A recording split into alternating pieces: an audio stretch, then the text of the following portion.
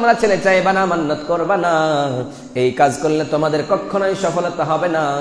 আমি আল্লাহ যাকে চাই ছেলে দিই, আমি আল্লাহ যাকে চাই মেয়ে দিই, আমি আল্লাহ যাকে চাই ছেলেও দিই মেয়েও দিই, আবার আমি আল্লাহ যাকে চাই কিছুই দেই নাই রে গোলাম।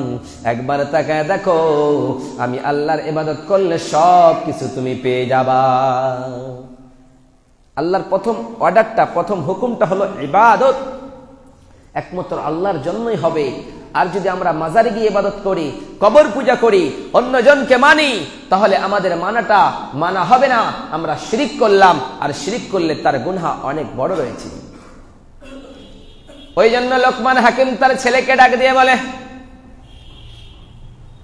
ও আমার ছেলে, শোনো শোনো শোনো, তুমি লা তুশরিক বিল্লাহ, তুমি আল্লাহর সঙ্গে কাউকে শিরিক করবা না।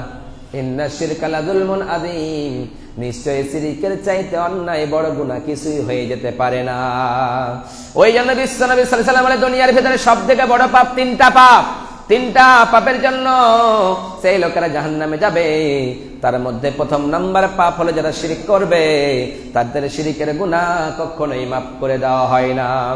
দ্বিতীয় নম্বরে নবীজি বললেন বিররুল ওয়ালিদাইন, যারা পিতামাতার সঙ্গে সদ্ব্যবহার করবে না, যারা নিজের বাবা মাকে তারা খেদমত করবে না, তাদের দেখবে না বৃদ্ধাশ্রমের আশ্রমে বানিয়ে দিবে। ওই তাদেরকে বিশ্বনবী বললেন দ্বিতীয় মহাপাপ হলো সেই তাদের বাবা মায়ের সঙ্গে সদ্ব্যবহার করে নাই, তাদের নাফরমানি করবে তারাই। প্রথমে কি বললাম? ইবাদত হবে এক আল্লাহর জন্য। দ্বিতীয় কথা হলো যে বিশ্বনবী সাল্লাল্লাহু আলাইহি ওয়াসাল্লাম, আল্লাহ সুবহানাহু ওয়া তাআলা বলেছেন ওয়াবিল ওয়ালিদাইনি ইহসানা, তোমার বাবা মায়ের সঙ্গে ইহসান করবা। ইহসানটা কি? ইহসানের ব্যাখ্যা দিতে গিয়ে রব্বুল আলামিন বলেন, ইম্মা ইয়াবলুগান্না ইনদাকাল কিবার আহাদুহুমা আও কিলাহুমা ফালা তাকুল লাহুমা উফফিন ওয়ালা তানহারহুমা ওয়া কুল লাহুমা কাওলান কারীমা। রব্বুল আলামিন বলে, দুনিয়ার মানুষেরা রে, তোমাদের বাবা অথবা তোমাদের মা যদি বেঁচে থাকে, তাহলে তোমরা তাদের সামনে কখনোই উফ শব্দটাও বলবা না। ইম্মা ইয়াবলুগান্না ইনদাকাল কিবারা আহাদুহুমা আও কিলাহুমা ফালা তাকুল লাহুমা উফফিন ওয়ালা তানহারহুমা ওয়া কুল লাহুমা কাওলান কারীমা। রব্বুল আলামিন বলেন, তোমরা কি করবা? তোমাদের বাবার সামনে, তোমাদের মায়ের সামনে ঝাঁকুনি মেরে কথা বলবা না, তোমরা দাপট দেখে কথা বলবা না, তাদের সামনে তোমরা নরম পন্থায় কথা বলবা। তারপরে বললেন ওয়াকফিদ লাহুমা জানাহাজ যুল্লি মিনার রাহমা ওয়া কুর রাব্বিরহামহুমা কামা রাব্বায়ানি সাগীরা। রব্বুল আলামিন বলেন, তোমাদের বাজু দুটা, তোমাদের হাত দুখানা তোমাদের বাবা এবং তোমাদের মায়ের সামনে বিছায়া দিবা, আর বলবা, ও রব্বুল আলামিন, ও বিশাল আকাশের মালিক রে মাওলা, ও বিশাল পাহাড়ের মালিক, ও বিশাল পর্বতের মালিক, লৌহে মাহফুজের মালিক, বাইতুল মামুরের মালিক, সিদরাতুল মুনতাহার মালিক। রব্বুল আলামিন যেমন আমার বাবা আমার মা শৈশবে আমার যেমন করে লালন পালন করেছে, ওই তুমি কাল কিয়ামতের কবরে রব্বুল আলামিন আমার বাবা আমার মা এর তুমি তেমন ভাবে লালন পালন করো। যদি তার বাবা আর মা মৃত্যুবরণ করে, তাহলে তার জন্য দোয়া আল্লাহ সুবহানাহু ওয়া তাআলা শিখিয়ে দিলেন, রব্বির হামহুমা কামা রাব্বায়ানি সাগীরা। তুমি কি করবা? তাদের জন্য দোয়া করবা। দোয়া করলেই আল্লাহ সুবহানাহু ওয়া তাআলা তোমার দোয়ার বদৌলতে হয়তো তাদেরকে জান্নাতে দিতে পারে। বিশ্বনবী সাল্লাল্লাহু আলাইহি ওয়াসাল্লাম বলেন, দুনিয়ার মানুষেরা, মানুষ যখন মারা যায় তার সমস্ত আমলগুলি বন্ধ হয়ে যায়, শুধুমাত্র তিনখানা আমল ছাড়া। তার মধ্যে তার তিনখানা আমলের ভিতরে একটা আমল হলো, যদি কেউ ভালো সৎ ছেলে রেখে যায়, ভালো ছেলেকে যদি শিক্ষা দিয়ে যায়, আর ওই ছেলে যদি তার বাবার জন্য আর মায়ের জন্য দোয়া করে, ওই দোয়াটা আল্লাহর দরবারে কবুল হয়ে যায়, কবুল হয়ে যায়, ওটা কখনো ব্যর্থ হয়ে যায় না। আবার রব্বুল আলামিন বলেন, وَوَصَّيْنَا الْإِنسَانَ بِوَالِدَيْهِ حَمَلَتْهُ أُمُّهُ وَهْنًا عَلَى وَهْنٍ وَفِصَالُهُ فِي عَامَيْنِ। রব্বুল আলামিন বলেন, আমি আমার সন্তানদেরকে, অর্থাৎ আমি দুনিয়ার মানুষদেরকে ওসিয়ত করে দিলাম। কি? দুনিয়ার মানুষকে আমি আল্লাহ ওসিয়ত করলাম, কি ওসিয়ত করলাম? ওয়াসাইনাল ইনসানা বিওয়ালিদাইহি হামালাতুহু উম্মুহু ওয়াহানান আলা ওয়াহানিন। তারা যাতে তাদের বাবা মা এবং মায়ের সঙ্গে ভালো ব্যবহার করে, তাদের সঙ্গে ইহসান করে, তাদের সঙ্গে ভালো সৎ ব্যবহার করে, কারণ তার মা তাকে কষ্টের পর কষ্ট ধারণ করে মানুষ করেছে, কষ্টের পর কষ্ট ধারণ করে তাকে মানুষ করেছে। শুধু তাই নয়, তাকে 10 মাস 10 দিন পেটে ধারণ করে রেখেছে। তারপরে জন্ম দেওয়ার যখন প্রস্রাবের যন্ত্রণা এসেছে, তখন মা যন্ত্রণা সহ্য করতে না পেরে তারপরে সহ্য করেছে। তারপরে 2 বছর কন্টিনিউ দুধ পান করিয়েছে। এত কষ্টের পর কষ্ট ধারণ করে তার বাবা তাকে, তার মা তাকে লালন পালন করেছে। ওই জন্য আল্লাহ সুবহানাহু ওয়া তাআলা বললেন, তোমার মায়ের সঙ্গে তুমি ভালো ব্যবহার করো। বিশ্ব নবী সাল্লাল্লাহু আলাইহি ওয়াসাল্লামের কাছে এক সাহাবী এসে বললেন, নবী গো, মান আহাক্কা সুন্নতি মান আহাক্কা বিহুসনিস সাহাবাতি ফাকালা উম্মুকা। নবী গো, আপনি বলুন তো দুনিয়ার জমিনে আমি সব থেকে কার খিদমত করব রে নবীজি, কার সেবা করব বলেন বলেন তো নবীজি। বিশ্ব নবী বলেন, তোমার মায়ের। আবার নবীর সাহাবী বললেন, নবী গো, তারপরে কার? নবীজি বললেন, তোমার মায়ের। আবার নবীর সাহাবী বললেন, নবী গো, তুম্মা উম্মুকা, তারপরে কার? বিশ্ব নবী 3 বারের সময় বললেন, তোমার মায়ের। 4th-বারের সময় নবীজি বললেন, তোমার বাবার। কারণ বিশ্ব নবী বললেন, তোমার বাবা, তোমার মা তোমারে 10 মাস 10 দিন পেটে ধারণ করেছে, তোমার বাবা নয়। তোমার মা তোমারে যন্ত্রণা সহ্য করে প্রসব করিয়েছে, তোমার বাবা নয়। তোমার মা তোমার 2 বছর দুধ পান করিয়েছে, তোমার মা বাবা দুধ পান করাই নাই। ওই জন্য আমি আল্লাহ তোমাদেরকে তোমাদের বাবার চাইতে তোমাদের মায়ের সম্মান 3 গুণ বাড়াইয়া দিলাম। 3 গুণ বাড়িয়ে দিল। কেন? যে মা কষ্টে ধারণ করে মানুষ করেছে, লালন পালন করেছে, ওই মায়ের সম্মান আল্লাহ সুবহানাহু ওয়া তাআলা এত দিলেন। বিশ্ব নবী সাল্লাল্লাহু আলাইহি ওয়াসাল্লামের জামানায় এইরকম করে সম্মান দিতেন মায়েদেরকে। বিশ্ব নবীর এক সাহাবী এসে বললেন, নবী গো, আইয়ুল আমালি হাব্বু ইলাল্লাহ, দুনিয়ার ভিতরে সব থেকে উত্তম আমল কি রে নবী? বিশ্ব নবী সাল্লাল্লাহু আলাইহি ওয়াসাল্লাম বললেন, আস-সালাতু আলা ওয়াক্তিহা, তুমি নামাজ পড়বা সময় মতো করে, সেটাই সব থেকে উত্তম আমল হয়ে যাবে। আবার নবীর সাহাবী বললেন, তারপরে কি? নবীজি বললেন, ক্বালা বিররুল ওয়ালিদাইন, তোমার বাবা এবং তোমার মায়ের সঙ্গে সদ্ব্যবহার করবা। আবার নবীর সাহাবী বললেন, নবী গো, তারপরে সব থেকে উত্তম আমলটা কি আপনি বলবেন না নাকি? নবীজি বললেন, ক্বালা আল জিহাদু ফি সাবিলিল্লাহ, তুমি আল্লাহর রাস্তায় জিহাদ করবা, সেটাই সব থেকে উত্তম আমল হয়ে যাবে। এগুলো নবীজি শিখিয়ে দিলেন। এই মানব জাতিকে, তার উম্মতিকে বারবার করে রিমাইন্ড করিয়ে দিচ্ছে, তুমি শোনো, তুমি বুঝে নাও, তুমি যদি তোমার মায়ের সঙ্গে তোমার বাবার সঙ্গে দুর্ব্যবহার করেছো, তোমার থাকার জায়গা হবে জাহান্নাম।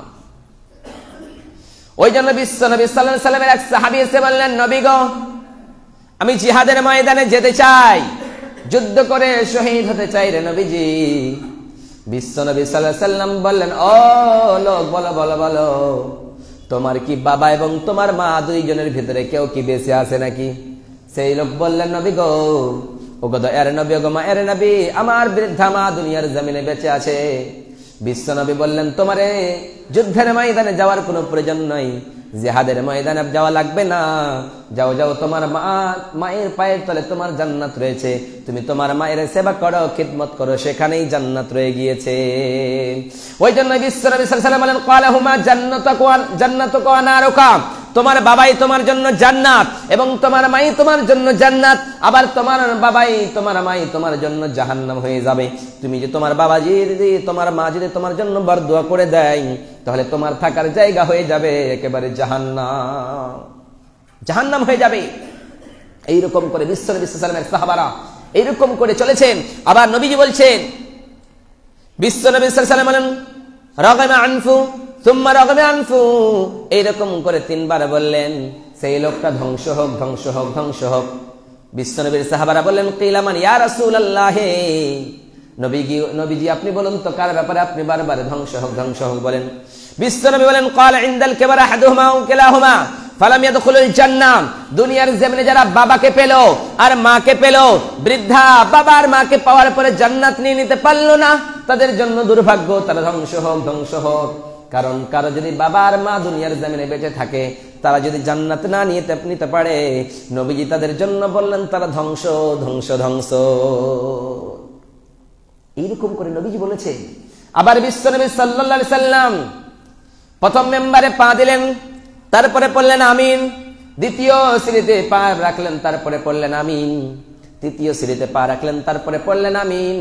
সাহাবারা বললেন, নবী গো, আপনি একবার, দুইবার, তিনবার করে আমিন আমিন পড়লেন গো নবী, যে বুঝতে পারলাম না।